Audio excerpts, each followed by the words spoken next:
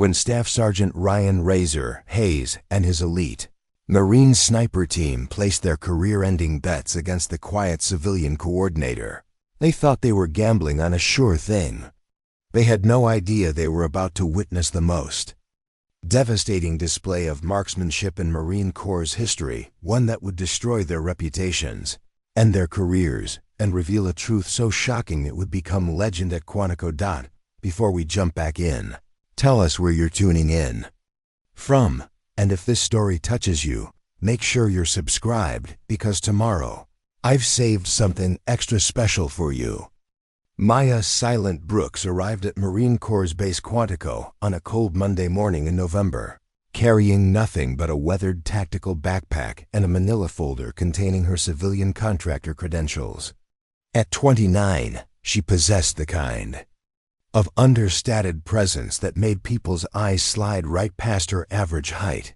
Auburn hair pulled back in a simple ponytail, and those unusual amber eyes that seemed to observe everything while revealing nothing. She wore standard civilian attire, khaki pants, a simple navy polo, and comfortable walking shoes that made no sound on the polished floors of the Advanced Marksmanship Training Center. The facility itself was a testament to Marine Corps' precision. A sprawling complex of ranges, classrooms, and equipment bays where the Corps trained its most elite marksmen. The air carried the familiar scent of gun oil, cleaning solvents, and that particular metallic tang that comes from thousands of rounds fired in pursuit of perfection. Everywhere Maya looked, she saw Marines moving with the confident swagger of men who had earned their place among the military's finest shooters. Her interview with the facility's senior instructor, Gunnery Sergeant Victor Iron Caldwell, lasted exactly 12 minutes. He was a thick-set man in his 40s with graying hair and the kind of weathered face that spoke of decades spent squinting through rifle scopes. His office walls were covered with photographs of graduating sniper classes, marksmanship awards, and certificates that documented a career built on precision shooting. "Marksmanship coordinator," Caldwell said, reading from her application without looking up. "Says here you'll be handling range schedules, equipment inventory, and administrative support for our training programs." He finally raised his eyes to study her with barely concealed skepticism. "You ever work around real snipers before, miss? This isn't some civilian shooting club. These Marines are the best of the best, and they don't have time for hand-holding or sensitivity training." "I can handle whatever the job requires," Maya replied quietly, her voice steady despite the condescending tone. Caldwell's laugh was sharp and dismissive. "We'll see about that. Job pays decent money, but you'll be working with some pretty intense personalities. These snipers have egos to match their skills, and they don't always play nice with civilians who don't understand their world." He leaned back in his chair, studying her slight frame with obvious doubt. "Think you can manage that without getting your feelings hurt?" Maya nodded once. "When do I start?" "Tomorrow, 0600 hours. Don't be late. Marines don't wait for anyone." As she left the office, Maya caught snippets of conversation from the hallway. Caldwell's voice carried through the thin walls. "Just hired some quiet little thing for the coordinator position. Give her 2 weeks before she runs crying back to whatever office job she came from." The laughter that followed was harsh and knowing, but Maya's expression never changed. She'd heard worse, much worse, and learned long ago that the loudest voices often belong to the smallest minds. That first week, Maya moved through the facility like a shadow. She arrived before dawn, long before the Marine snipers stumbled in with their coffee and their endless stories of impossible shots and legendary kills. She organized the range schedules with military precision, managed equipment inventories with obsessive attention to detail, and maintained the training records with the kind of accuracy that would have impressed a quartermaster. The snipers barely acknowledged her existence. To them, she was just another piece of furniture useful when they needed a range assignment or equipment requisition, invisible the rest of the time. They had their own hierarchy, their own culture, and their own language of shared experiences. That excluded anyone who hadn't earned their place through blood, sweat, and confirmed kills. Staff Sergeant Ryan Razor Hayes was their unofficial leader. A lean, sharp-featured man in his early 30s with pale blue eyes and the kind of predatory smile that suggested he enjoyed having power over others. He'd earned his nickname not just for his cutting wit, but for his ability to slice through enemy positions with surgical precision. His confirmed kill count was classified, but the rumors put it well into double digits across 3 combat deployments. "Hey, Ghost Lady," Hayes called out one afternoon as Maya was restocking ammunition in the supply room. The nickname had started as a joke. She moved so quietly that Marines would jump when they suddenly noticed her presence, but Hayes had turned it into something more cruel. "You got anything in there for a broken heart? My girlfriend back home just decided she needed a real warrior instead of some guy who sits behind a desk."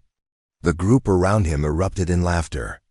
Lance Corporal Kyle Frost Parker, a cocky 23-year-old from Montana who treated every conversation like a competition, chimed in. "Maybe she doesn't talk because she's intimidated by actual combat veterans. Some people freeze up around the real deal." Devin Bullet Cross, a stocky Marine with arms covered in tattoos commemorating his deployments, added his own commentary. "Probably never seen a real rifle before she got here. Bet she thinks that civilian hunting rifle her daddy gave her makes her some kind of expert." Maya continued organizing the ammunition boxes with methodical precision, her movements economical and practiced. She'd learned long ago that responding to such provocation only invited more of it. But those amber eyes, for just a moment, held something that might have been amusement or pity. Hayes seemed to take particular pleasure in finding new ways to remind her of her place in the facility's social hierarchy, which was somewhere below the cleaning staff and just above the equipment she maintained. Every interaction was designed to emphasize the gulf between his world of combat-proven expertise and her civilian ignorance. "Coordinator Brooks," he'd bellow across the training bay, that title dripping with sarcasm. "Get over here and explain to these boots why their range time got cut short. And try not to bore us with a bunch of administrative excuses we don't care about." The explanations were usually nothing more than standard scheduling conflicts or equipment maintenance requirements, but Hayes would stand there with his arms crossed, making sure everyone knew exactly how little he thought of her authority or expertise. Late at night, when the facility was quiet and the Marines had gone home to their families or their barracks, Maya would sit alone in her small office, reviewing the next day's schedules and equipment needs. There was something almost meditative about the routine checking inventory levels, coordinating range assignments, ensuring every detail was perfectly aligned for the next day's training. On her wrist, she wore a simple black tactical watch that she never removed. Sometimes when she thought no one was looking, she would touch it gently, as if drawing strength from some distant memory. The watch face was scarred and worn, but it kept perfect time, the kind of timepiece a professional would depend on when seconds could mean the difference between mission success and catastrophic failure. The small apartment she rented off base told a story she never shared with anyone. On her dresser sat a single photograph, a weathered Marine in dress blues, his bearing unmistakably that of someone who'd earned every ribbon on his chest through blood and sacrifice. The nameplate read R. Brooks, but those familiar with recent Marine Corps history would recognize him as something far more significant. Master Sergeant Robert Phantom Brooks had been a legend among Force Recon snipers, a man whose impossible shots in classified operations had become the stuff of whispered stories in special operations circles worldwide. His techniques had been studied, his missions had been analyzed, and his death 2 years ago in a training accident had left a void in the Marine Corps sniper community that had never been filled. But here, in this place where confirmed kills commanded respect and combat experience determined worth, Maya remained what she'd chosen to become after her father's death, a ghost moving through the world unnoticed. carrying secrets that could change everything if anyone cared enough to look beneath the surface. The real question wasn't whether she belonged among these elite Marines. The question was whether any of them were worthy of the legacy she carried. In silence, waiting for the moment when hiding would no longer be an option, the harassment began in earnest during Maya's second week at Quantico. What had started as casual dismissal evolved into something more systematic, more cruel, and infinitely more personal. Hayes and his crew seemed to view her quiet competence not as professionalism, but as a challenge to their dominance of the facility's social hierarchy. It started with the tests, small humiliations disguised as legitimate work requirements. Hayes would assign her to clean rifle scopes that were already spotless, then inspect her work with exaggerated disappointment. "Civilians," he'd announce to anyone within earshot. "They just don't understand what military standard really means." The morning inspections became a daily ritual of manufactured failure. No matter how perfectly Maya organized the equipment or prepared the range assignments, Hayes would find something to criticize. A clipboard placed 6 inches to the left instead of center. Ammunition boxes stacked in the wrong order despite following the manual exactly. Range flags hung at precisely the correct height, but somehow still unprofessional looking. "Brooks!" Hayes would bark across the equipment bay, his voice designed to carry maximum humiliation. "Get over here and explain to me why you think this." Sorry excuse for organization meets Marine Corps standards. Maya would walk over calmly, her expression neutral, and listen to whatever fabricated complaint he'd constructed. She never argued, never defended herself, never showed the slightest reaction to his public dressing downs. This infuriated Hayes more than any argument would have. "You know what your problem is, Ghost Lady," he said one morning after a particularly creative critique of her filing system. "You think showing up and going through the motions makes you part of this world, but you'll never understand what it takes to earn respect around here." Lance Corporal Parker, always eager to join Hayes's performances, added his own commentary. "My little sister could probably do this job better, and she's still in high school. At least she'd have the common sense to ask questions when she doesn't understand something." The other Marines found these displays entertaining. Devin Cross would lean against the doorframe, arms crossed, wearing the satisfied smile of someone watching a rival get taken down. Jake Storm Bennett, a newer arrival to the unit, seemed uncomfortable with the harassment, but lacked the courage to speak up against Hayes's authority. Maya's response to all of this was to become even more efficient, even more precise in her work. She arrived earlier, stayed later, and executed every task with a level of attention to detail that began to unnerve some of the Marines. Her range schedules were flawless. Her equipment inventories were mathematically perfect.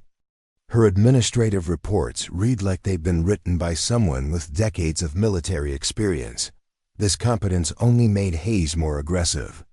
During the facility's weekly staff meeting, he made a point of questioning every decision Maya had made, every procedure she'd implemented, every small improvement she'd suggested to streamline operations.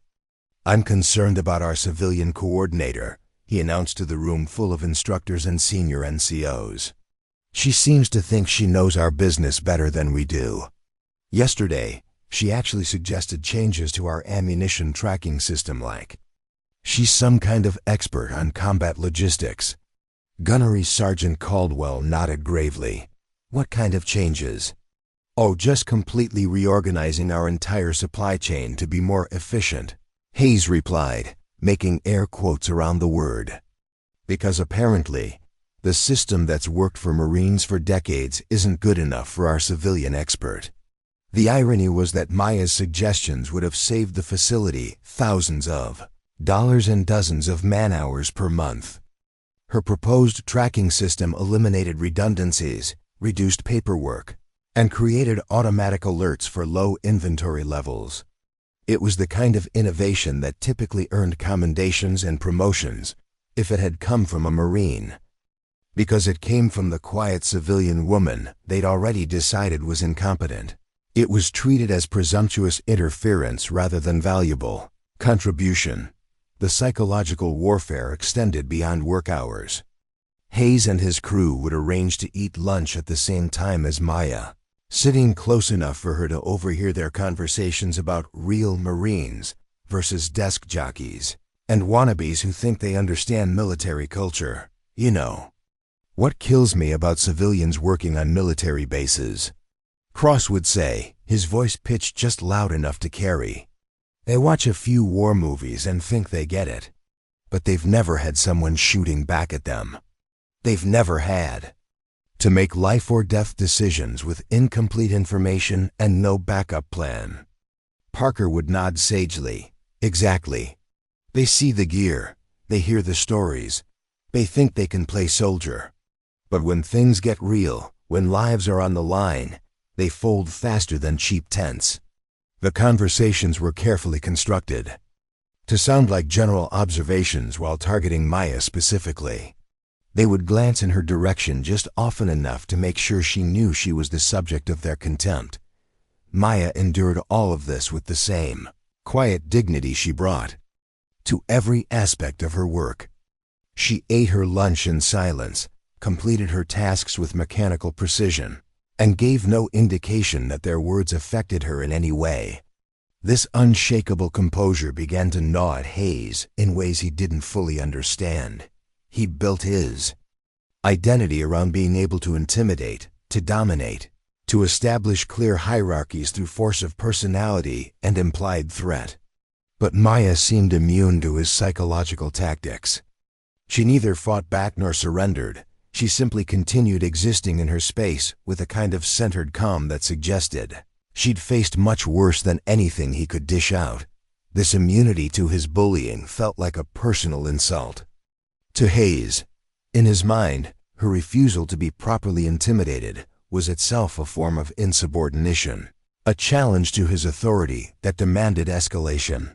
The breaking point came during a particularly busy Friday afternoon when multiple training groups were rotating through the ranges simultaneously.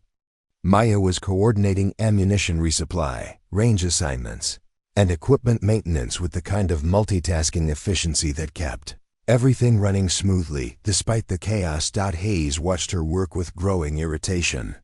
She moved between tasks seamlessly, anticipated needs before they became problems, and somehow managed to keep 6 different training schedules perfectly synchronized. It was exactly the kind of competent performance that made his daily harassment look petty and unprofessional by comparison. "Brooks!" he barked suddenly, interrupting her coordination of an ammunition delivery. "Drop what you're doing and get over here. We need to have a little talk about your attitude problem." Maya finished her current task ensuring that Range 3 had sufficient ammunition for their afternoon training block before walking over to where Hayes stood with his arms crossed and his jaw set in aggressive determination. "Your attitude problem," he announced loudly enough for nearby Marines to hear, "is thinking you're too good to take constructive criticism. Every time I try to help you improve your performance, you act like you already know everything. That's not going to fly around here." The accusation was so completely disconnected from reality that several Marines stopped what they were doing to watch the confrontation. Maya had never argued with Hayes, never contradicted his orders, never shown anything but professional compliance with his demands. "I understand," Maya said quietly. "Do you? Because I'm starting to think you don't understand anything about how things work in the real military. Maybe it's time we found you a position somewhere more suited to your limitations."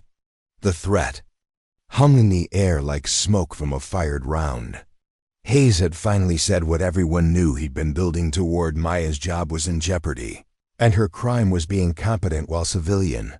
But as Hayes stared into those calm amber eyes, looking for the fear or anger or submission he expected to find there, he saw something else entirely. For just a moment, Maya looked at him not like an intimidated employee, but like a professional soldier evaluating a potential threat and finding it manageable. The look lasted only a second before her expression returned to neutral professionalism. But it was long enough for Hayes to feel a chill he couldn't quite explain. A sense that maybe, just maybe, he'd been making assumptions about an opponent who was far more dangerous than she appeared. The incident that changed everything happened on a Tuesday morning during what should have been routine rifle maintenance training. A young Marine named Private First Class Danny Morrison, no relation to the earlier Devon, had been struggling with the disassembly of his M406 sniper rifle when the bolt carrier group slipped from his inexperienced hands and clattered across the concrete floor of the armory. The sound echoed through the space like a gunshot, and every Marine in the room turned to stare. In the sniper community, treating your weapon with anything less than reverent care was considered not just unprofessional, but practically sacrilegious. Morrison's face went bright red as he scrambled to retrieve the scattered components. "Jesus Christ, Boot!" Hayes exploded, his voice carrying the particular fury reserved for Marines who committed unforgivable sins against their equipment. "That rifle is worth more than your entire enlistment contract. You want to explain to the armorer why we need replacement parts because you've got butterfingers?" The young Marine's hands were shaking as he tried to reassemble the components, but his nervousness only made him more clumsy. The bolt wouldn't seat properly, the firing pin was backward, and his attempts to correct the mistakes were making everything worse. Maya was across the room, quietly updating equipment logs, but she could see the situation deteriorating rapidly. Morrison was on the verge of tears. Hayes was building toward an explosive tirade, and the other Marines were watching with the mixture of sympathy and relief that comes from seeing someone else become the target of leadership fury. "Stop," Maya said quietly, setting down her clipboard and walking over to where Morrison knelt surrounded by rifle components. "Let me help." The armory went dead silent. Hayes stared at her in disbelief, his face cycling through confusion, anger, and something approaching outrage. "Excuse me?" he said, his voice dangerously quiet. Did the civilian coordinator just interrupt the Marine Corps' training evolution to offer her expertise on military weapons? Maya knelt beside Morrison, her movements calm and deliberate. "He's got the bolt backward," she said, not looking at Hayes. "The firing pin spring is compressed wrong, and the extractor is binding against the chamber wall." With smooth, practiced motions, she began disassembling Morrison's attempted reassembly. Her hands moved with the kind of muscle memory that only comes from thousands of repetitions, each movement economical and precise. Within 30 seconds, she had the components properly oriented and began reassembly with a fluidity that made it look effortless. The Marines watched in stunned silence as Maya's hands flew through the process. Click, slide, rotate, lock, each movement flowed into the next like a choreographed dance. The bolt carrier group slid home with a satisfying mechanical precision, the firing pin seated with an audible click, and the safety engaged with the kind of positive confirmation that indicated perfect assembly. She handed the completed rifle back to Morrison, who accepted it with the reverence due a holy relic. The weapon was not just functional, it was perfectly assembled, with every component aligned to factory specifications. "How did you?" Morrison started to ask, but Hayes cut him off with a roar of fury. "What the hell was that?" Hayes demanded, his face now a dangerous shade of red. "Since when does the civilian coordinator know more about Marine Corps' weapons than Marines do?" Maya stood up, brushing dust from her knees with the same calm efficiency she brought to everything else. "I took some mechanical courses in college," she said quietly. "Basic principles are the same regardless of the specific platform." It was a lie, and everyone in the room knew it. The disassembly and reassembly she just performed wasn't the result of college mechanical courses, it was the product of advanced military training, the kind that turned weapons maintenance from a chore into an art form. Hayes stepped closer, his voice dropping to the threatening whisper he used when he wanted to intimidate without creating witnesses. "I don't know what kind of game you're playing, Brooks, but I don't like civilians who think they know my business better than I do." "I was just helping a Marine who needed assistance," Maya replied, her voice steady despite the menace radiating from Hayes. "That Marine doesn't need help from someone who's never served a day in her life," Hayes snarled. "He needs to learn discipline, respect for his equipment, and what happens when you screw up in the real world." The confrontation was interrupted by the arrival of Master Sergeant Paul Eaglestone, the facility's senior instructor and a Marine with 30 years of experience spanning multiple combat deployments. Stone was in his early 50s, with graying hair and the kind of weathered competence that commanded instant respect from every Marine who met him. Stone took in the scene quickly, the perfectly assembled rifle in Morrison's hands, the defensive posture of Hayes, and Maya's carefully neutral expression. His eyes, sharp and assessing, missed nothing. "Problem here, Staff Sergeant?" Stone asked, his voice carrying the quiet authority that came from decades of leadership in high-stress situations. Hayes straightened, his anger momentarily checked by the presence of senior leadership. "No problem, Master Sergeant. Just correcting some improper civilian interference in Marine training protocols." Stone nodded slowly, then walked over to examine Morrison's rifle.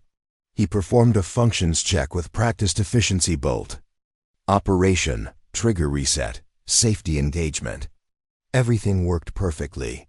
"Nice work, Morrison," Stone said approvingly. "Clean reassembly, proper headspace, good trigger feel. You've been practicing." Morrison glanced nervously at Maya, then back at Stone. "Actually, Master Sergeant, Miss Brooks helped me when I got confused about the bolt orientation." Stone's eyebrows rose slightly. He looked at Maya with new interest, then back at the rifle, then at Hayes, whose jaw was working like he was chewing broken glass. "Is that so?" Stone said thoughtfully, "Miss Brooks, you familiar with the M4006 platform?" The question hung in the air like a challenge. Maya could deflect, minimize her knowledge, continue hiding behind the fiction of college mechanical courses. Or she could acknowledge what everyone in the room had just witnessed, that she possessed advanced weapons knowledge that went far beyond anything a civilian coordinator should have. "I've worked with similar systems," she said carefully. Stone nodded, his expression unreadable. "I see." He turned to Hayes, and when he spoke, his voice carried a subtle warning. "Staff Sergeant, I'm sure you appreciate any assistance that helps our Marines master their equipment. After all, the mission comes first, regardless of where the help originates." The rebuke was gentle but unmistakable. Hayes had been prioritizing his ego over the training needs of his Marines, and Stone was reminding him that such priorities were unprofessional and counterproductive. Hayes's face flushed even deeper, but he couldn't argue with a Master Sergeant without crossing lines that would end his career. "Of course, Master Sergeant. Always appreciate ... help." But as Stone left the armory, Hayes turned back to Maya with an expression that promised this confrontation was far from over. If anything, her display of competence had only made things worse. She'd embarrassed him in front of his Marines, revealed knowledge that challenged his assumptions about her background, and earned recognition from senior leadership that he felt belonged exclusively to Marines. The war between them was about to escalate to a whole new level, and Hayes was determined to win it by any means necessary. "Enjoy your moment, Brooks," he whispered, his voice so low that only she could hear. "Because it's going to be your last one." Hayes made good on his threat within 48 hours.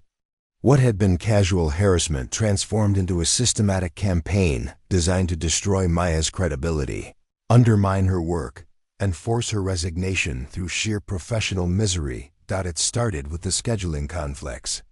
Maya would arrive at work to find that range assignments she'd carefully coordinated had been revised overnight, creating chaos that rippled through the entire day's training program. When she tried to resolve the conflicts, Hayes would express shock and disappointment at her inability to maintain basic administrative competence. "I don't understand how someone gets confused about something as simple as range scheduling," he announced during one particularly orchestrated disaster, his voice carrying across the equipment bay to ensure maximum audience.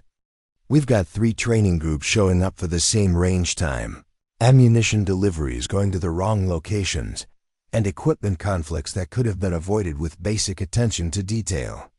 Maya knew the schedules had been deliberately sabotaged. She'd triple-checked every assignment before leaving the previous evening. But proving sabotage would require accusing a Marine Staff Sergeant of systematic harassment, a charge that would require evidence she couldn't provide and credibility she didn't possess as a civilian contractor. The inventory discrepancies began appearing next. Ammunition counts that didn't match her careful records. Equipment supposedly missing from locations where she'd personally verified their presence. Maintenance logs that showed different information than what she'd documented just hours earlier.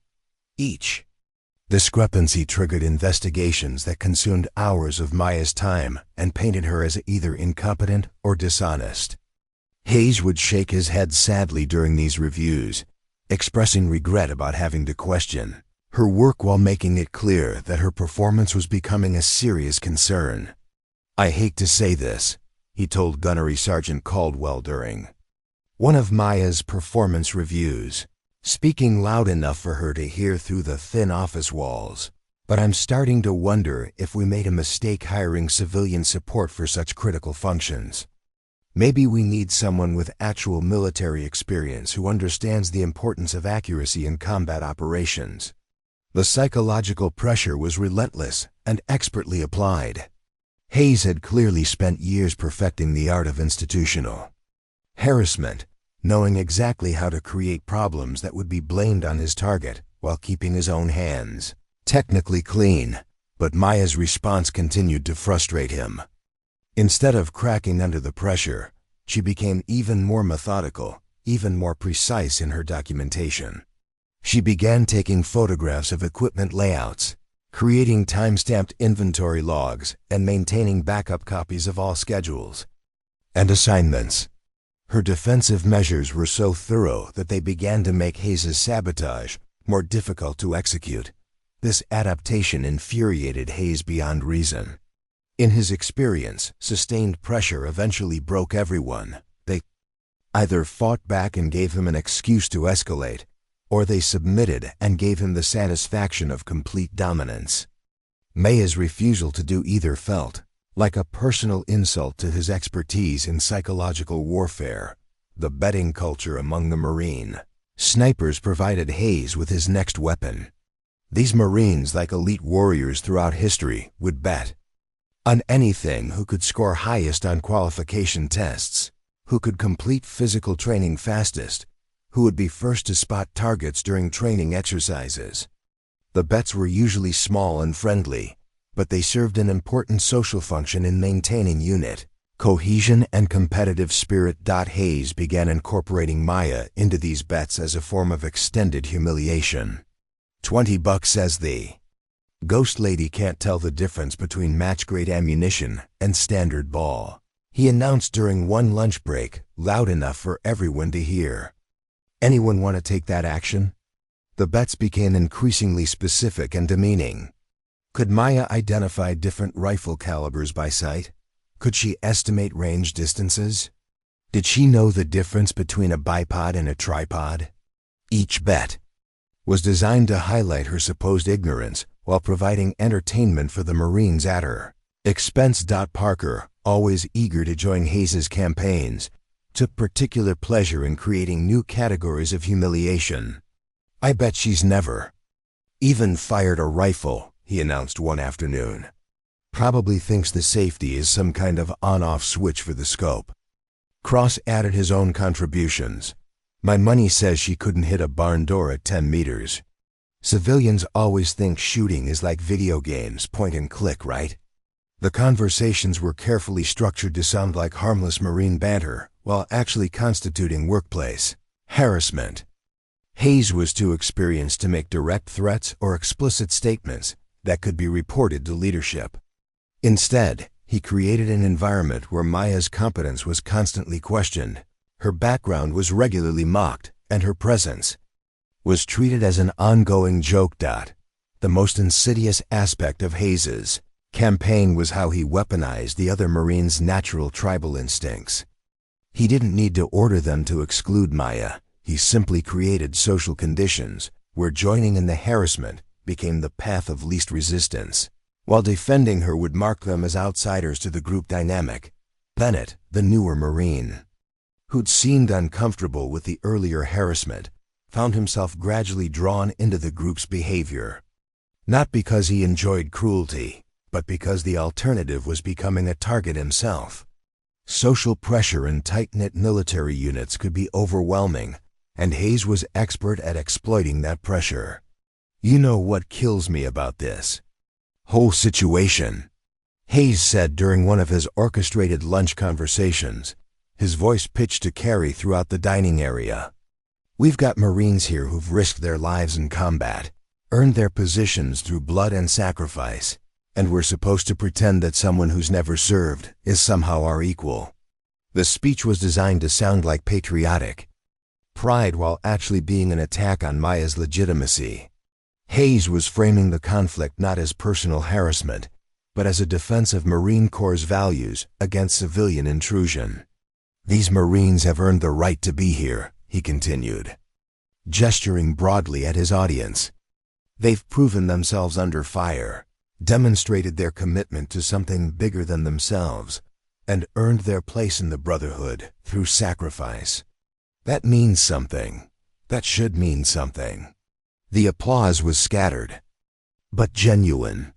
Hayes had touched on feelings that resonated with every Marine present: the pride of belonging to an exclusive brotherhood, the satisfaction of having earned their place through genuine hardship, and the resentment of seeing those accomplishments diminished by outsiders who hadn't paid the same price. Maya, eating her lunch in silence at a table 20 feet away, became the visible symbol of everything Hayes was arguing against. Not through anything she'd done, but simply by existing in a space where Hayes believed she didn't belong. The campaign was working exactly as Hayes had planned. Maya was becoming increasingly isolated. Her work was being systematically undermined, and the social pressure was building toward a breaking point that would either force her resignation or give him justification for recommending her termination.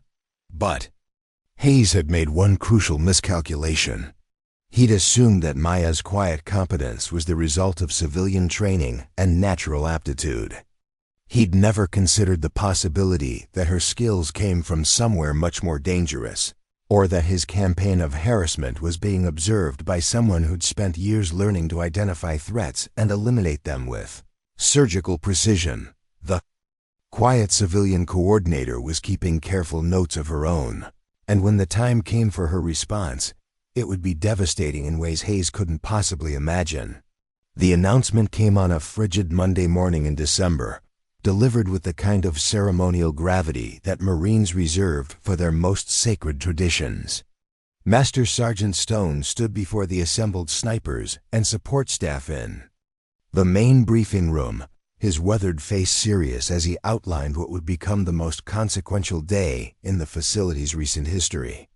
"Gentlemen and lady," he began, nodding respectfully toward Maya, "in 2 weeks we'll be conducting the annual Advanced Marksmanship Qualification. This year, however, we're implementing some changes to make the event more comprehensive and more challenging." The room buzzed with interest. The annual qualification was already considered one of the most demanding shooting tests in the Marine Corps, requiring precision, endurance, and mental toughness that separated elite marksmen from merely competent shooters. The new format will include multiple distance engagements, 300, 500, and 800 meters with varying conditions and time constraints, Stone continued. "But here's the significant change. Everyone participates. Every Marine, every instructor, and yes, every civilian contractor working in support roles. The silence that followed was deafening. Maya felt her stomach drop as she realized what Stone was announcing. After months of careful invisibility, she was being forced into a situation that would either expose her true capabilities or provide Hayes with the ultimate humiliation. Hayes's reaction was immediate and predictable. His face lit up with the kind of predatory joy that comes from seeing an enemy walk into a perfectly laid trap. This was better than anything he could have orchestrated himself, an official requirement that would force Maya to demonstrate her shooting skills in front of the entire facility. "Master Sergeant," Hayes said, his voice carefully controlled despite his obvious excitement, "are you sure that's wise? Some of our civilian contractors might not have the necessary experience with high-powered rifles.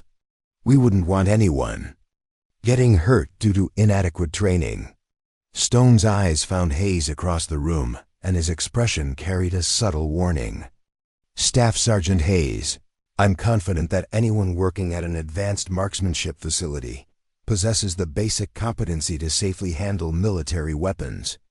Unless you have specific concerns about particular individuals." The question was carefully phrased, but everyone understood its implications. Stone was giving Hayes an opportunity to make his harassment of Maya official and documented, or to acknowledge that his concerns were unfounded. Hayes found himself in an impossible position. Backing down would look like weakness in front of his Marines, but making specific accusations against Maya without evidence would expose him to charges of discrimination and harassment. "No specific concerns, Master Sergeant," he said finally. "I'm sure everyone will perform to the best of their abilities." The emphasis on abilities was Hayes's way of maintaining face while preserving his options. He was already calculating the odds, planning his next moves, and anticipating the spectacular failure that would finally give him the ammunition he needed to destroy Maya's career. After the briefing, the facility exploded with excited conversation. The Marines immediately began discussing strategy, sharing tips, and placing informal bets on who would score highest. The civilian contractors looked nervous but determined, understanding that their professional reputations were now on the line. Maya found herself surrounded by a different kind of attention than she'd experienced before. Instead of dismissive mockery, she now faced calculating assessment. The Marines were studying her like competitors study opponents, trying to gauge her potential threat level and identify her probable weaknesses. "So, Ghost Lady," Parker said, approaching her with the swagger of someone holding all the cards, "you ready for your moment of truth? This should be interesting. Finally get to see what all that mysterious confidence is really worth." Cross joined the conversation with his usual bluntness. "I've got to ask, you ever actually fired a rifle before? I mean a real rifle, not some .22 plinker at a county fair shooting booth." Maya's response was characteristically quiet. "I've had some experience with firearms." The understatement was so massive it bordered on comedy, but none of the Marines recognized it as such. To them, her calm demeanor suggested either delusional confidence or complete ignorance of what she was facing. Hayes watched these interactions with growing satisfaction. The qualification would provide him with the perfect stage for Maya's humiliation, public, documented, and impossible to dismiss as harassment or discrimination. When she failed spectacularly, as he was certain she would, her credibility would be destroyed forever. But Hayes wasn't content to simply wait for Maya's natural incompetence to reveal itself. He began actively encouraging his Marines to increase their betting activity, turning the qualification into a high-stakes spectacle that would maximize Maya's embarrassment. "I'm thinking we make this interesting," he announced during lunch that Tuesday. "Real money, real stakes. Show these civilians what Marines are really made of."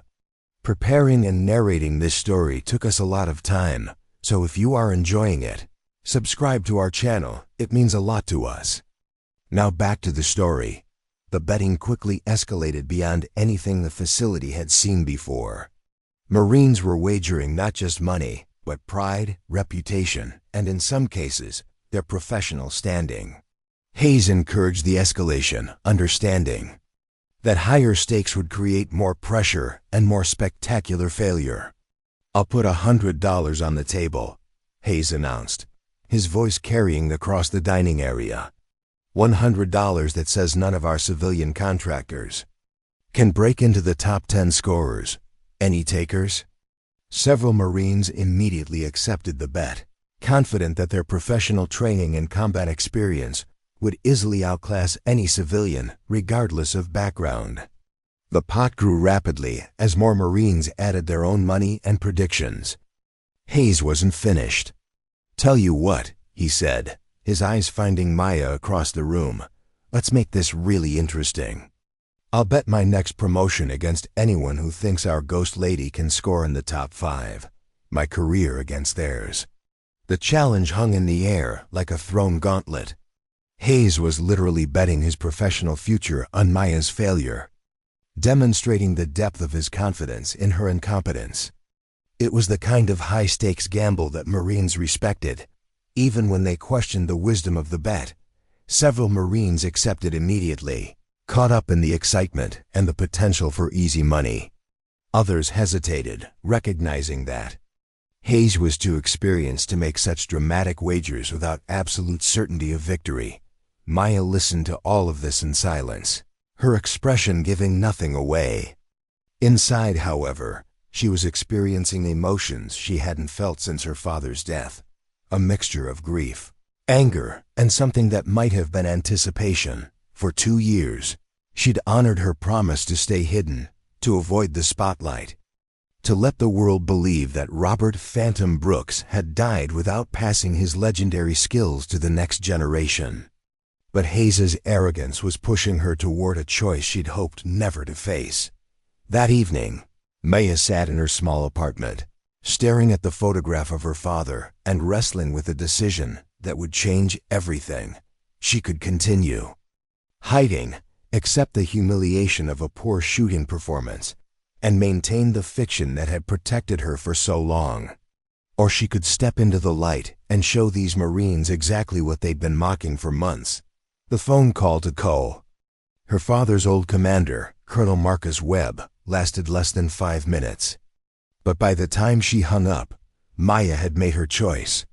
"Cassie," Webb had said, using her childhood nickname, "your father never wanted you to live in his shadow. But he also never wanted you to deny who you are out of fear. What if I'm not ready?" She'd asked, "Sweetheart, you've been ready since you were 16 years old. The question isn't whether you can shoot.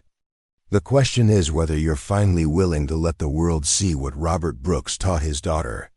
2 weeks later, Maya would step onto the firing line carrying the weight of her father's legacy and the power to destroy every assumption her tormentors had made about her capabilities. The Marines had bet their careers on her failure. They were about to learn that some bets should never be made. The 2 weeks between the announcement and the qualification test became a pressure cooker of escalating tension, psychological warfare, and mounting stakes. Hayes, intoxicated by what he saw as his approaching victory, began treating Maya with the kind of elaborate courtesy that was more insulting than open hostility. "How are those shooting preparations coming along, Miss Brooks?" he would ask with exaggerated concern during morning briefings. "I hope you're getting plenty of practice time. Wouldn't want you to feel unprepared for such an important evaluation." The offer of help was particularly galling. Hayes began assigning Marines to provide Maya with basic firearms instruction, ostensibly to ensure her safety during the qualification. The lessons were structured as elaborate humiliations, with young Marines explaining concepts like sight alignment and trigger control to someone whose father had literally written portions of the Marine Corps' sniper manual. Lance Corporal Bennett, the newest member of Hayes's group, was assigned to Maya's first instruction session. The young Marine was clearly uncomfortable with the assignment, but lacked the confidence to refuse orders from a staff sergeant. "Okay, Miss Brooks," Bennett began awkwardly, holding an unloaded M40A6 rifle. "This is a bolt-action sniper system. The bolt handle here cycles the action, ejecting spent cartridges and chambering new rounds. Maya listened patiently as Bennett explained concepts she'd mastered before he'd finished high school. The irony was painful. She was being lectured on marksmanship fundamentals by Marines, whose best shots couldn't match her worst day on the range. The scope here, Bennett continued, pointing to the Leupold optic, allows for precision targeting at extended ranges. You'll want to use the crosshairs to line up your shot, and remember to account for wind and elevation differences. The instruction sessions became daily entertainment for Hayes and his crew.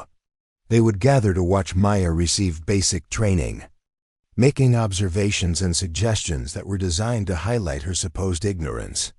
"Make sure she understands about the safety," Parker called out during one session. "Civilians sometimes forget that these aren't toys." Cross added his own commentary. "Maybe start her with some dry fire practice. Let her get used to the trigger pull before we trust her with live ammunition."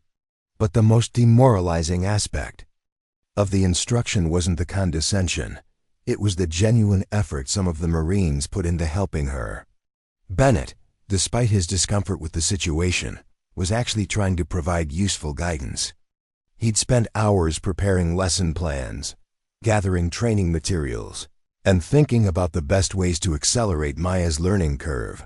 His sincerity made the deception more painful than Hayes's obvious malice. Maya was being taught by young Marines who genuinely wanted her to succeed, even as they unknowingly participated in her systematic humiliation. The betting had evolved into something resembling a stock market for Maya's failure. Marines were taking positions on specific aspects of her performance. Would she hit the target at all? Would she require medical attention after being knocked down by recoil? Would she quit before completing the course? Hayes had become the unofficial bookie, tracking bets and odds with the enthusiasm of someone orchestrating his masterpiece. The stakes had grown beyond simple money wagers to include duty assignments, leave time, and professional favors that would echo through the unit for months. "Current odds," Hayes announced during one lunch break, consulting a notebook filled with calculations, "are 8-1 against Brooks hitting the 800-meter target, 15-1 against her scoring in the top half, and 50-1 against her beating any active duty Marine." The numbers were greeted with laughter and additional betting. Marines who'd initially been reluctant to wager against Maya were now calculating how much money they could make by betting on her spectacular failure. But the most significant development was the attention the betting had attracted from outside the immediate sniper community. Word had spread throughout the base that something unprecedented was happening at the Advanced Marksmanship Training Center. Marines from other units were visiting during lunch breaks and after duty hours, drawn by curiosity about the civilian woman who'd somehow become the center of such elaborate wagering. Master Sergeant Stone watched these developments with growing concern. What had started as routine harassment was evolving into a spectacle that could embarrass the entire facility if it went wrong. His attempts to moderate the betting were politely ignored by Marines who sensed they were witnessing something historic. "Staff Sergeant Hayes," Stone said during a private conversation in his office, "I'm concerned about the level of attention this qualification is receiving. Maybe we should consider scaling back some of the extracurricular activities." Hayes's response was respectful but firm. "Master Sergeant, the Marines are just excited about demonstrating their professional capabilities. This is good for morale, good for unit cohesion, and frankly, good for showing what real Marines can accomplish." Stone wasn't convinced, but Hayes's argument touched on sacred concepts. Morale, cohesion, and Marine pride were things no senior leader wanted to be seen undermining. His concerns were overruled by institutional momentum that had taken on a life of its own. Maya's response to all this pressure was characteristically understated. She attended the mandatory instruction sessions, listened politely to advice she didn't need, and maintained the same quiet professionalism that had defined her tenure at the facility. But those who watched carefully might have noticed subtle changes in her behavior. She'd begun arriving even earlier than usual, spending time alone on the ranges before anyone else arrived. The security guards reported seeing her walking the firing lines in the pre-dawn darkness, apparently familiarizing herself with distances and terrain features. Her questions during instruction sessions had become more sophisticated.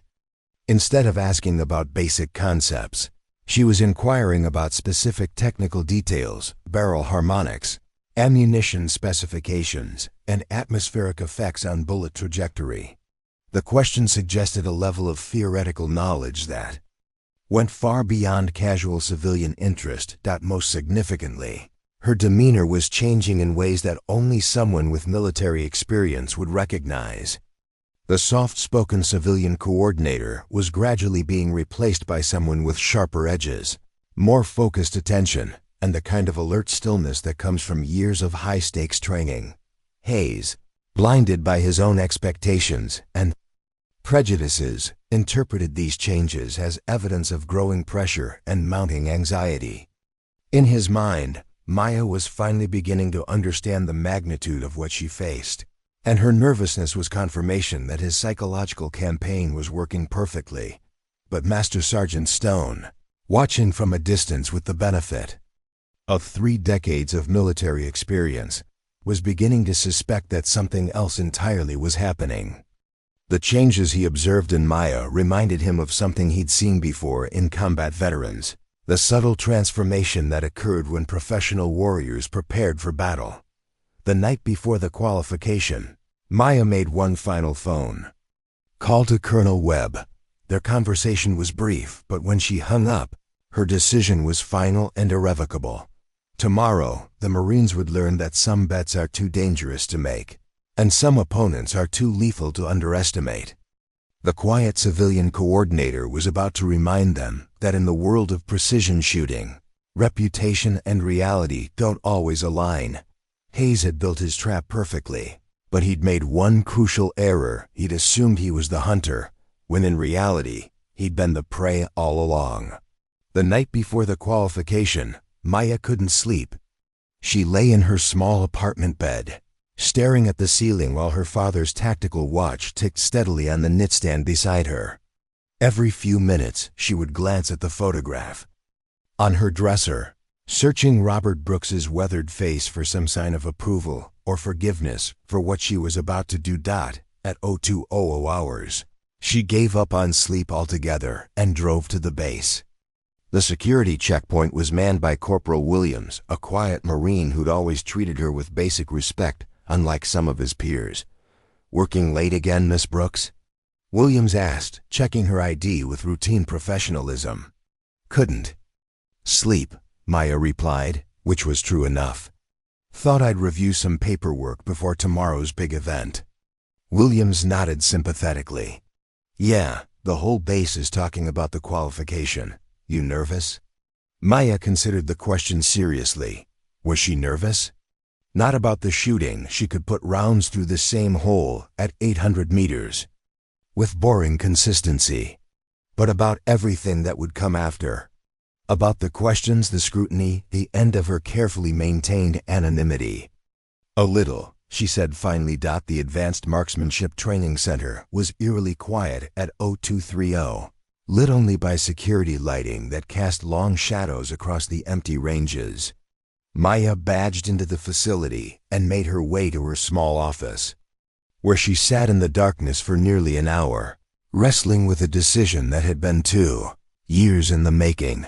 Her father's voice echoed in her memory from their last conversation in the hospital, his words growing weaker, but his convictions remaining diamond hard. "Promise me something, Cassie. Promise me you'll never use what I taught you unless it's absolutely necessary. And promise me you'll know the difference when the time comes." She'd made that promise with a breaking heart and the absolute certainty that she'd never touch a rifle again.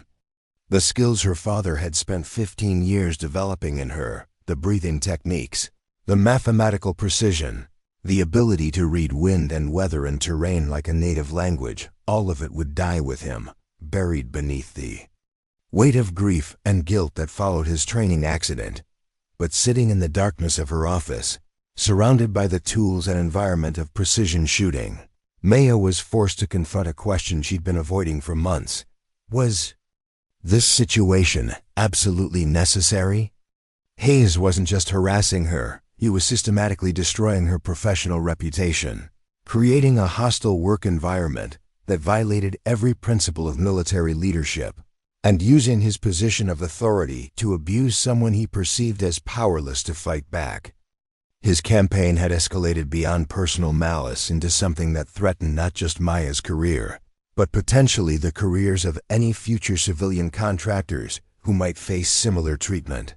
More importantly, Hayes had made the mistake of betting his professional future on her failure.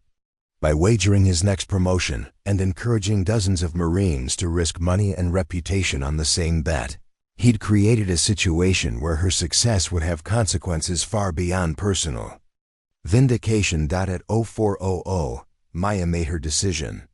She pulled out her phone and dialed a number she hadn't called in over a year. "Webb," came the gravelly voice of her father's old commanding officer. "Colonel, it's Maya Brooks.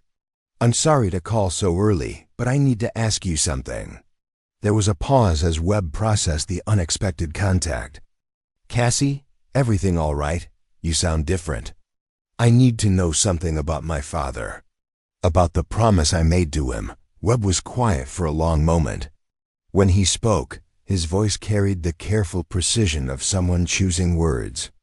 "That might change a life. What specifically do you need to know? Did he really want me to never shoot again? Or did he want me to never shoot for the wrong reasons?" The question hung in the air between them, loaded with implications that both of them understood perfectly. Maya was asking for permission, or perhaps absolution, for what she was contemplating. "Your father," Webb said slowly, "spent his entire career fighting bullies who used power to hurt people who couldn't fight back. He took impossible shots to protect Marines who were pinned down by enemies they couldn't see. He risked his life hundreds of times to ensure that good people could go home to their families." Webb paused, and when he continued, his voice carried the weight of absolute conviction. "He never wanted you to become a killer, Cassie. But he also never wanted you to let killers win by default." "Are you saying—" "I'm saying your father would want you to ask yourself this question. Are you considering shooting to hurt someone, or to protect someone? Because if it's the latter, then you're not breaking your promise, you're honoring it." After Webb hung up, Maya sat in the darkness for another hour, thinking about protection and purpose, about promises kept and promises that needed to be reinterpreted. In light of circumstances her father couldn't have foreseen. At 0530, she walked out to Range 7, the 800-meter precision course where tomorrow's qualification would reach its climax. The range was empty and silent, with target stands barely visible in the pre-dawn gloom.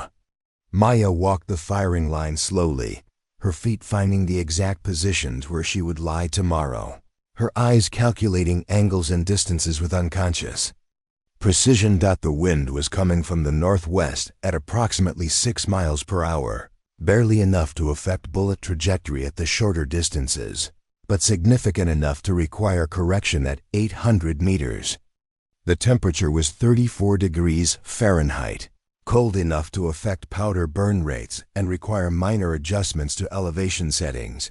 Maya knelt at the 800-meter firing position, looking downrange toward targets that were invisible in the darkness, but burned clearly in her memory from hundreds of hours of observation. Her hands moved through the motions of assuming a shooting position: left elbow here, right elbow there, cheek weld firm against the stock, breathing rhythm steady and controlled. The muscle memory was flawless, unchanged despite 2 years of deliberate neglect.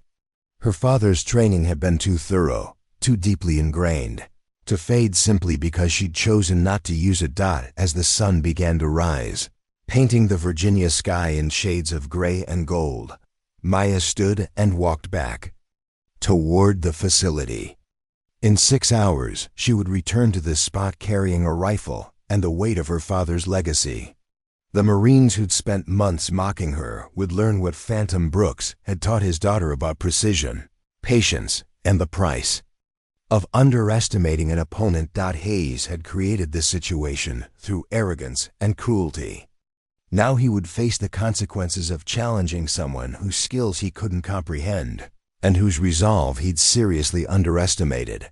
The quiet civilian coordinator was about to become visible in ways that would redefine everything that Marines thought they knew about combat, competence, and the dangerous folly of judging warriors by their covers.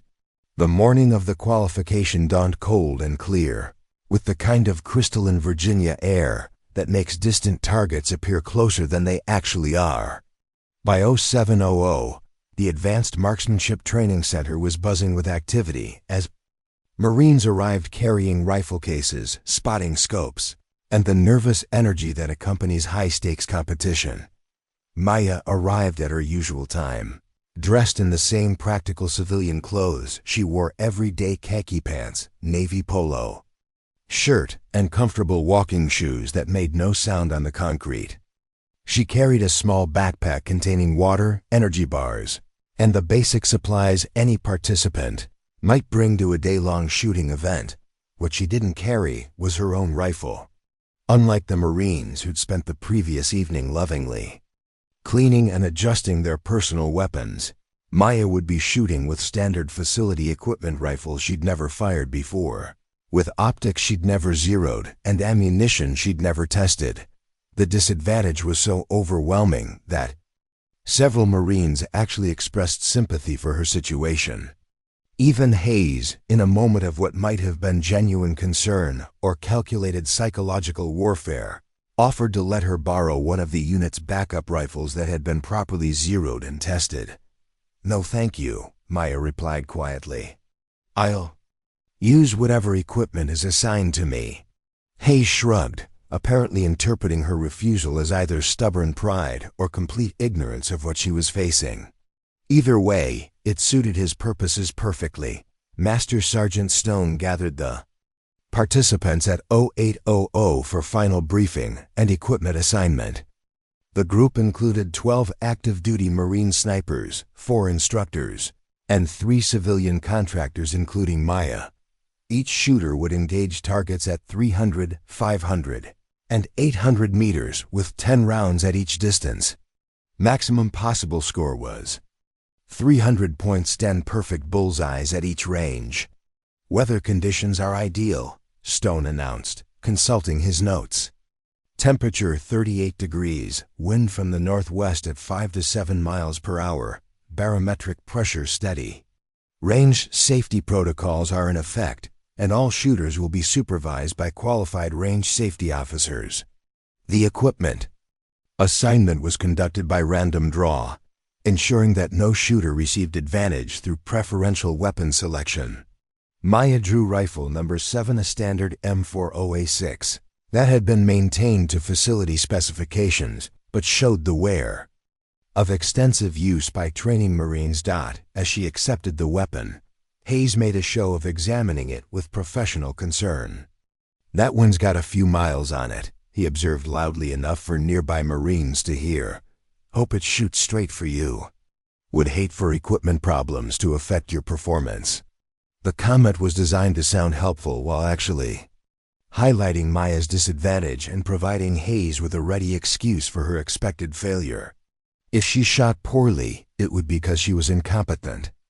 If the rifle malfunctioned, it would be because civilians couldn't properly maintain military equipment. The shooting began at the 300-meter line, with participants firing in order of their equipment draw. Maya would shoot ninth, after most of the Marines had established the performance baseline for the day. Staff Sergeant Hayes shot first, approaching the firing line with the confident swagger of someone who'd performed this routine hundreds of times. His performance was solid, but not spectacular. 8 shots in the 9 and 10 rings, with 2 minor misses that scored 8s. Total score, 86 out of 100 possible points. "Not bad for a warm-up," Hayes announced as he left the firing line, though his expression suggested he'd hoped for better. The 300-meter distance should have been automatic for a Marine of his experience, and his performance was merely competent rather than exceptional. Lance Corporal Parker shot next, delivering a performance that matched his cocky reputation. 9 shots scored 9s or 10s, with one perfect bullseye that drew appreciative nods from the watching Marines. His final score of 92 put him temporarily in the lead and earned congratulations from his peers. Devon Cross followed with a workmanlike 88, solid but unremarkable. Bennett, still the newest member of the group, struggled with nerves and managed only 79, a respectable score for a young Marine, but disappointing in the context of elite competition. The pattern continued as each Marine took his turn. Scores ranged from Bennett's 79 to Parker's 92, with most shooters clustering in the mid to upper 80s. The performance was professional and competent, exactly what would be expected from trained military marksmen, shooting at a relatively easy distance under ideal conditions. As Maya's turn approached, the casual conversation around the firing line died away. Marines who'd been discussing technique and ammunition selection fell silent, their attention focused on the spectacle they'd been anticipating for weeks.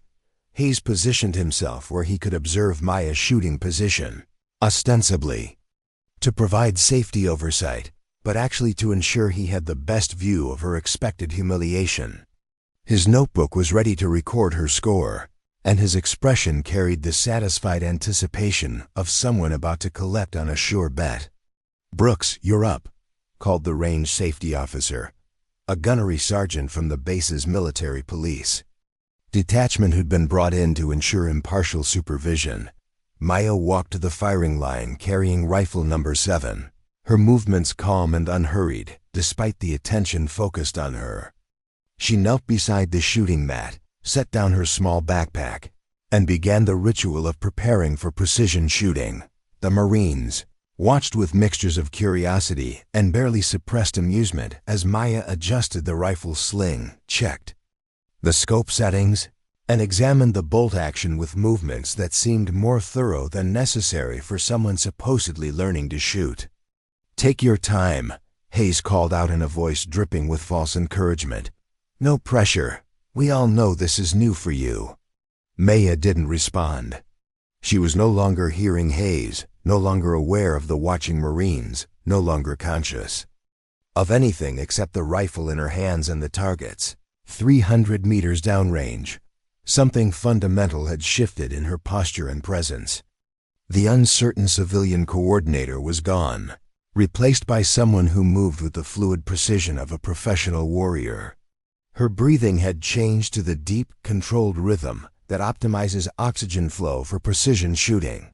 Her hands found their positions on the rifle with the unconscious competence that comes from thousands of repetitions. Master Sergeant Stone, observing from the tower, felt his breath catch as he recognized what he was seeing. The transformation was subtle, but unmistakable to anyone with extensive military experience. Maya wasn't just preparing to shoot, she was assuming the firing position with the kind of textbook perfection that was taught in advanced marksmanship schools and refined through years of professional application. "Jesus," Stone muttered under his breath, reaching for his binoculars to get a better view of what he suspected was about to unfold. Maya settled into her final shooting position. The rifle stock welded to her cheek, her left eye closed, her right eye focused through the scope with laser intensity. Her breathing slowed to the almost imperceptible rhythm that marks the difference between casual shooting and precision marksmanship. At that moment, every assumption the Marines had made about her background, her capabilities, and her place in their world was about to be destroyed by 10 rounds of carefully placed ammunition. The quiet civilian coordinator was gone forever. In her place lay someone who was about to demonstrate why the name Brooks was whispered with reverence in Marine sniper circles worldwide. The first shot cracked across the range like a whip, sharp and clean in the cold morning air. Through the spotting scope, the range safety officer could see the target 300 meters downrange. and what he saw made him blink twice before announcing the result. 10 ring, dead center, he called out, his voice carrying a note of surprise that made several Marines look up from their conversations. Hayes glanced at his notebook, where he'd been prepared to record a score in the single digits. A perfect. Bullseye wasn't what he'd expected, but it could still be explained as beginner's luck, the kind of random accuracy that sometimes blessed inexperienced shooters before their lack of skill reasserted itself. "Nice shot," he called out to Maya with exaggerated encouragement. Everybody gets lucky once in a while. Maya didn't respond. She had already cycled the bolt, ejecting the spent brass and chambering a fresh round. Her position hadn't shifted. By so much as a millimeter, her breathing remained steady and controlled, and her focus was absolute. The second shot followed within 15 seconds of the first. 10 ring, center mass, the range safety officer announced, his voice now carrying a different quality entirely. A murmur ran through the watching Marines. 2 perfect shots could still be luck, but it was the kind of luck that made experienced. Marksmen pay attention. Hayes's confident smile faltered slightly as he glanced at the target through his binoculars. The third shot punched through the target, exactly 0.2 inches from the second hole. 10 ring, touching the previous shot, came the announcement. The casual conversation around the firing line died completely. Marines who'd been discussing lunch plans and weekend liberty were now focused entirely on the quiet woman lying prone on the shooting mat, methodically destroying every assumption they'd made about her capabilities. Maya's fourth shot expanded the growing cluster by another 1/10 of an inch. Her fifth shot actually cut the edge of the fourth hole, creating a single ragged opening where 5 bullets had passed through virtually identical points of impact. By the 7th shot, absolute silence had fallen over the range. Even Hayes had stopped taking notes, his notebook forgotten as he stared through his binoculars at a target that was showing the kind of precision that usually required custom ammunition, perfectly tuned rifles, and years of professional experience. Master. Sergeant Stone climbed down from the observation tower and walked to the firing line, his face carrying the expression of someone witnessing something that challenged his understanding of what was possible. He knelt beside the spotting scope for a better view of Maya's target. What he saw made his breath catch in his throat. The target looked like it had been hit by a single impossibly large bullet. The scoring rings were completely obliterated. In the 10-ring area, replaced by a ragged hole approximately 1 inch in diameter where 8 bullets had passed through essentially the same point of impact, Maya's 9th shot struck the exact center of the existing hole, adding to the destruction, without expanding it. Her 10th and final shot at 300 meters was so perfectly placed that it actually seemed to tighten the group, creating what appeared to be a single perfectly circular hole where 10 rounds of ammunition had struck the target. Perfect score. The range safety officer announced, his voice barely above a whisper. 100 points, 300 meters. The silence that followed was deafening. No one moved, no one spoke, no one seemed to breathe as the implications of what they'd just witnessed began to sink in. Maya rose from her shooting position with the same fluid grace she'd shown in assuming it. She safed her rifle, cleared the chamber, and began preparing to move to the 500-meter line. Her expression remained neutral, professional, completely unchanged, despite having just delivered a shooting performance that redefined what the watching Marines thought was possible. Hayes found his voice first, though it came out as a croak. That's not possible. Nobody shoots groups like that with a rack-grade rifle and standard ammunition. Master Sergeant Stone walked over to examine the rifle Maya had been using. It was indeed standard military equipment, well maintained, but showing the wear of thousands of training rounds. The scope was properly zeroed, but nothing special. The barrel was service grade rather than match quality, and the trigger pull was standard military specification rather than the crisp, light pull preferred by competition shooters. "Rifle's fine," Stone announced to the group. "Standard M40A6, properly maintained, nothing modified or special about it." The implication hung in the air like cordite smoke. If the rifle was standard and the ammunition was standard, then the performance they'd just witnessed was entirely due to the skill of the shooter, Parker, who'd been leading the competition with his score of 92, looked at his own target and then at Maya's. The comparison was humiliating. His excellent shooting looked like amateur hour compared to the surgical precision Maya had demonstrated. Cross shook his head in disbelief. "I've been shooting competitively for 8 years. I've never seen anything like that outside of match competition with custom loads and perfectly tuned equipment." Bennett, the youngest Marine, asked the question that was on everyone's mind. "Ma'am, where did you learn to shoot like that?" Maya looked at him with those calm amber eyes, and for the first time since the shooting had begun, she smiled. It wasn't a triumphant smile or a mocking smile. It was the gentle, sad smile of someone who'd been carrying a secret for too long. "My father taught me," she said quietly. Hayes, still struggling to process what he'd witnessed, pressed for more information. "Your father? Was he military? Did he compete professionally?" Maya's smile faded, replaced by an expression that carried the weight of grief and memory.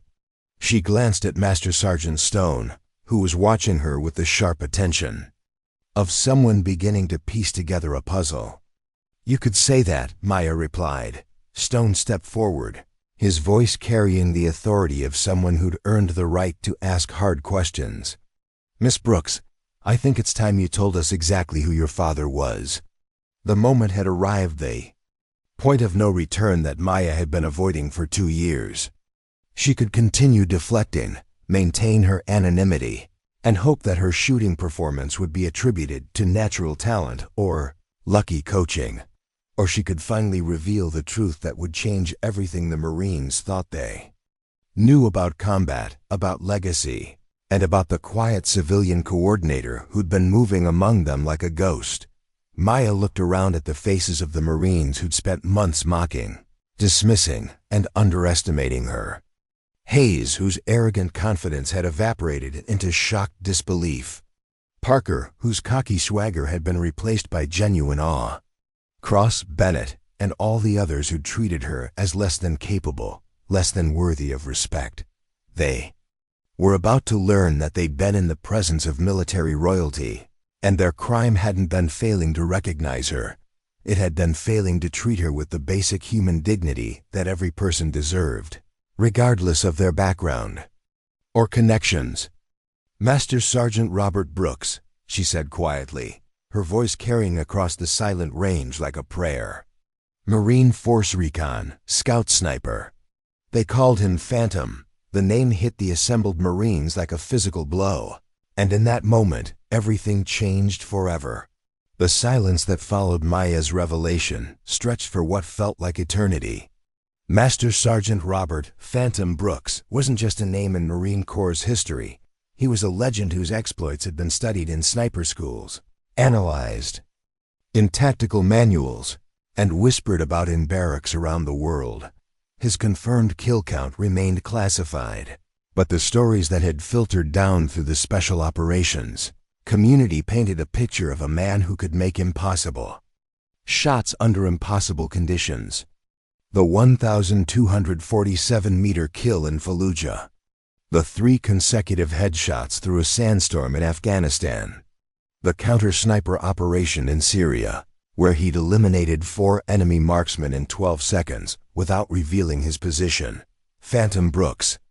Master Sergeant Stone whispered, his voice carrying the reverence to a fallen warrior of legendary status. "Jesus Christ, Maya, you're Phantom's daughter." The pieces of the puzzle were falling into place with devastating clarity. The rifle maintenance expertise that had saved Private Morrison from embarrassment.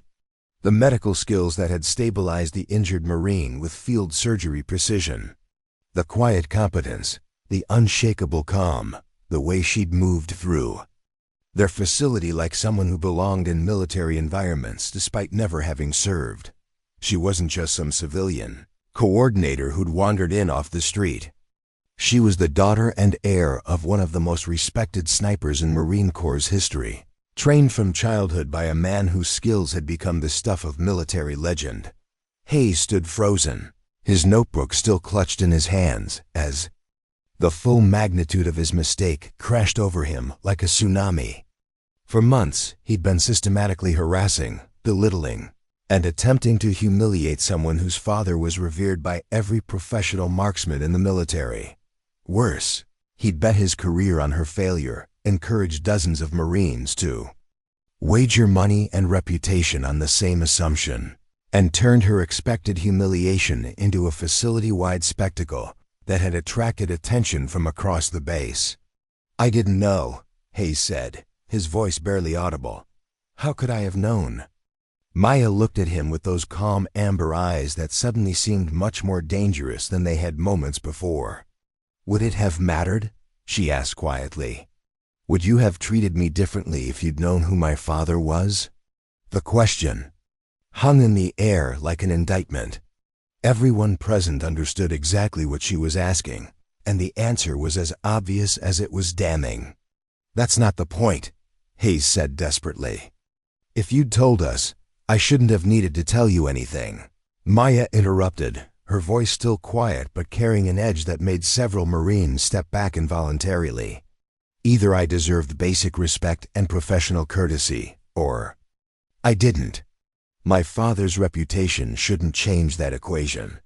Lance Corporal Parker, whose earlier cockiness had evaporated completely, tried to offer a defense. "Ma'am, we didn't mean any disrespect. We just didn't understand. You didn't understand that I was human?" Maya asked, turning that steady gaze on him. "You didn't understand that competence and worth aren't determined by gender or military service. You didn't understand that maybe, just maybe, you should treat people with basic dignity regardless of their background?" Parker's face flushed red as the full weight of his months of casual cruelty hit him.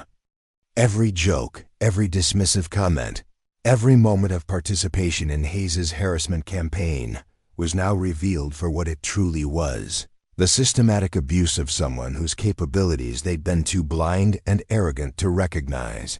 Cross tried a different approach. "Miss Brooks, if you'd just shown us what you could do from the beginning, I shouldn't have had to prove anything," Maya replied. "I came here to do a job. I did that job competently and professionally for months, while enduring harassment that would have ended careers if the roles were reversed." Master Sergeant Stone stepped forward, his face carrying the expression of a senior leader who was beginning to understand the full scope of what had been happening under his command. "Maya, I owe you an apology. We all do, the way you've been treated here is unacceptable, and I take full responsibility for allowing it to continue." "Do you?" Maya asked. "Because from where I stood, it looked like willful blindness. You saw what was happening. You heard the comments, witnessed the harassment, observed the systematic attempts to undermine my work, but you chose to interpret it as harmless Marine banter instead of the workplace abuse it actually was." Stone's jaw worked as he processed the accusation. As the facility's senior instructor, he was responsible for maintaining professional standards and ensuring equal treatment for all personnel. His failure to intervene in Hayes's campaign wasn't just a leadership failure. It was a violation of his duty to protect the Marines and civilians under his command. The broader implications were becoming clear to everyone present. This wasn't just about Maya's individual treatment. It was about a toxic culture that had been allowed to flourish, a systematic failure of leadership that had created conditions where harassment was tolerated and competence was threatened. Hayes, meanwhile, was coming to terms with the destruction of his career. The bets he'd encouraged, the confidence he'd displayed, the public nature of the challenge he'd issued, all of it had been based on assumptions that were now revealed to be not just wrong, but catastrophically, career-endingly wrong. "The betting," he said numbly. "All those Marines who bet money they couldn't afford to lose.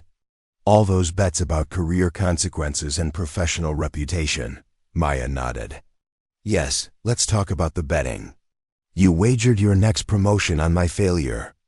You encouraged dozens of Marines to risk money and reputation on the same assumption. You turned what should have been a professional evaluation into a circus designed to maximize my humiliation. She paused, letting the implications sink in. Those bets are coming due, Staff Sergeant Hayes. The question now is whether you're prepared to honor the commitments you made so confidently when you thought the outcome was guaranteed. The Marines around the firing line began to shift uncomfortably as they realized that Maya's revelation had consequences that extended far beyond simple embarrassment. Money had been wagered. Careers had been put on the line. Reputations had been staked on assumptions that were now proven disastrously wrong. Bennett, the youngest Marine, asked the question that was on everyone's mind. What happens now? Maya looked around at the faces of the men who'd spent months treating her as less than human, and her expression carried no satisfaction, no triumph, no desire for revenge. Instead, there was only sadness, the deep, weary sadness of someone who'd hoped for better from people who should have known better. Now, she said quietly, you learn that actions have consequences. And maybe, if you're lucky, you learn to treat the next person better than you treated me. She turned to Master Sergeant Stone. I'll be completing the qualification, as required. All 3 distances, all 30 rounds. And then I'll be submitting my resignation, effective immediately. Maya, wait, Stone began. No, she said firmly. I came here hoping to honor my father's memory by serving quietly, contributing professionally, and maybe finding a place where his legacy could continue in a positive way. Instead, I found a culture of harassment, discrimination, and willful blindness that would have disgusted him. She picked up her rifle and began walking toward the 500-meter firing line. I'll finish what I started. But this is the end of my association with this facility and everyone in it.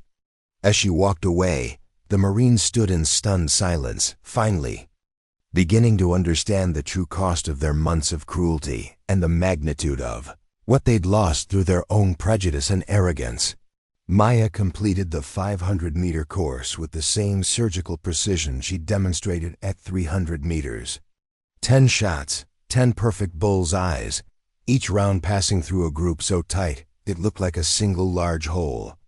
The 800-meter distance followed the same pattern. Shot after shot, striking the target with mathematical precision that defied everything the watching Marines thought they knew about the limits of human marksmanship capability. Her final score was 300 out of 300 possible points, a perfect qualification that had never been achieved in the facility's 12-year history. By the time Maya finished shooting, word had spread throughout the base. Marines from other units had begun arriving to witness what was being described as either a miracle or a hoax. Senior officers who'd heard the name Phantom Brooks, whispered in classified briefings, were driving over from headquarters to see Robert Brooks's daughter demonstrate why that name commanded such reverence in special operations circles. Colonel Patricia Martinez, the base commander, arrived just as Maya was clearing her rifle for the final time. Martinez was a career infantry officer who'd spent 2 decades earning her place in a male-dominated military hierarchy through competence, determination, and an absolute intolerance for discrimination in any form. Miss Brooks, Colonel Martinez. Saad, approaching Maya with the respectful bearing due someone whose father had died serving the Corps. I've just been briefed on the situation here. I want you to know that what you've experienced is not representative of Marine Corps' values, and it will not be tolerated under my command. Maya looked up from securing her rifle, her expression neutral but attentive.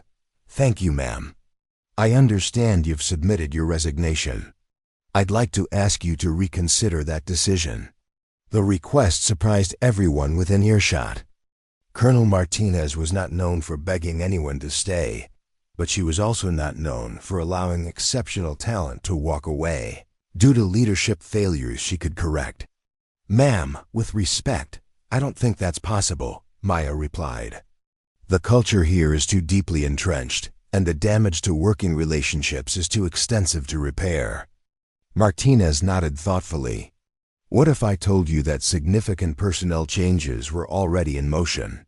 What if I told you that the individuals responsible for creating this hostile environment would no longer be in positions where they could affect your work or anyone else's?" The implication was clear. Hayes and potentially others were facing career-ending consequences for their months of systematic harassment. Martinez was offering Maya the opportunity to stay and help rebuild the facility's culture from a position of authority and respect. "I appreciate the offer, Colonel, but let me be more specific," Martinez interrupted gently. "We're creating a new position, Director of Advanced Marksmanship Training. Full civilian GS-14 pay grade, direct report to me. Authority over all training curricula and personnel assignments. You'd be responsible for developing the next generation of Marine snipers using the techniques your father pioneered." The offer hung in the air like a challenge. Maya could walk away, honor her original plan to disappear back into anonymity, and leave the Marines to deal with the consequences of their behavior. Or she could stay and transform the facility into something her father would have been proud of, a place where competence was recognized regardless of its source, where harassment was not tolerated, and where the next generation of warriors could learn not just marksmanship skills, but the values that made those skills worth possessing. Maya was quiet for a long moment, considering possibilities she'd never allowed herself to imagine. What about the Marines who participated in the harassment? What happens to them? Colonel Martinez's expression hardened. "Staff Sergeant Hayes will be facing a court-martial for violations of the Uniform Code of Military Justice related to harassment, discrimination, and conduct unbecoming. He'll be stripped of rank and separated from the Marine Corps with other than honorable discharge." The announcement sent shockwaves through the assembled Marines. A court-martial was serious business, career-ending, reputation-destroying, and potentially involving prison time depending on the charges. The other Marines involved will face administrative punishment appropriate to their level of participation. Martinez continued. "Some will receive formal reprimands, some will face reduction in rank, and some will be transferred to other units where they can hopefully learn better values under different leadership." She paused, studying Maya's face. "But I want you to understand something important. This isn't about revenge or punishment for its own sake. This is about ensuring that what happened to you never happens to anyone else, and that this facility becomes the kind of place your father would have wanted to serve." Maya looked around at the faces of the Marines who tormented her for months. Some, like Bennett, showed genuine remorse and seemed to understand the gravity of their actions. Others, like Parker and Cross, appeared more concerned about the consequences to themselves than the harm they'd caused. But it was Hayes who drew her attention. The staff sergeant who'd orchestrated months of systematic harassment stood apart from the group, his face a mask of shock and disbelief, as the full scope of his professional destruction became clear. "Staff Sergeant Hayes," Maya said, her voice carrying clearly across the range. Hayes looked up, his eyes showing the hollow expression of someone whose world had just collapsed. "You asked me once if I thought I belonged here," Maya continued. "You told me that respect had to be earned, that civilians would never understand military culture, that competence was proven through service rather than accident of birth." Hayes nodded numbly, unable to speak. "You were right about one thing," Maya said. "Respect does have to be earned. But you were wrong about who needed to do the earning." She turned to Colonel Martinez. "I'll accept your offer, ma'am, but I have conditions." "Name them." "First, I want a complete review of facility policies related to harassment, discrimination, and hostile work environment issues. I want new procedures that protect everyone, military and civilian, from what I experienced." Martinez nodded, agreed. Second, I want authority to implement training programs that address not just marksmanship skills, but leadership, professionalism, and the values that make those skills worth possessing. Done. Third, I want it understood that my father's reputation ends with him. I'm not here because of who he was. I'm here because of what I can contribute. Anyone who can't separate those two things doesn't belong in my program. Colonel Martinez smiled, the first genuine smile anyone had seen from her all day. Miss Brooks, I think you're going to do just fine. 6 months later, the Advanced Marksmanship Training Center had been transformed. Under Maya's leadership, it had become one of the premier military training facilities in the country, known not just for producing exceptional marksmen, but for fostering a culture of mutual respect, professional excellence, and ethical leadership. Hayes was serving the final months of his prison sentence, his military career destroyed by his own arrogance and cruelty. Several other Marines had been transferred or separated from the Corps, their careers damaged by their participation in harassment they'd thought was harmless fun, but the most significant change was in the Marines who remained. Bennett had become one of Maya's most dedicated students, his natural shooting ability enhanced by training that emphasized precision, patience, and responsibility. Even Parker and Cross, chastened by their brush with career destruction, had evolved into instructors who understood that true strength came from building others up rather than tearing them down. On the wall of Maya's office hung a simple plaque that read, "Excellence is not about being better than others. It's about being better than you were yesterday." Below, it was a photograph of Master Sergeant Robert Phantom Brooks, not in his dress uniform, but in combat gear, teaching a young Maya the fundamentals of marksmanship on a range very much like the one where she now taught others.